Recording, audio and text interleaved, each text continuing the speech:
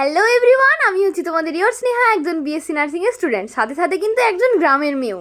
তোমরা কারা কারা গ্রাম থেকে আমার ভিডিও দেখো অবশ্যই কিন্তু একটা ভিডিওটাতে লাইক করে দিও।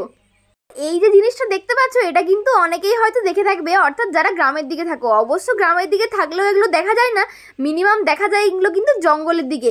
আর হ্যাঁ, আমি কিন্তু জঙ্গলের দিকেই থাকি, তাই এগুলো কিন্তু আমাদের এখানে বেশ দেখা যায়। এগুলো হচ্ছে মোল, না না, এগুলো কোনো আকাশ থেকে পড়া জিনিস নয়, এইগুলো হচ্ছে মহুয়া গাছের ফুল।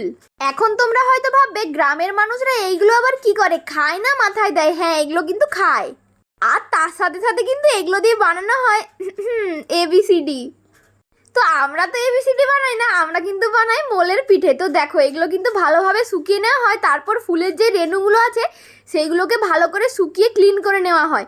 আর এই দেখো, যেদিন পিঠে বানানো হবে তার ঠিক 2 ঘন্টা আগে কিন্তু এগুলো ভালোভাবে ভিজিয়ে নেওয়া হয়, তারপর গ্রাইন্ডারে গ্রাইন্ড করে এইভাবে জলে কিন্তু ফুটতে দেওয়া হয়। আর এইগুলো যেহেতু নতুন মোল, তাই কিন্তু কালারটা এরকম সাদা সাদা।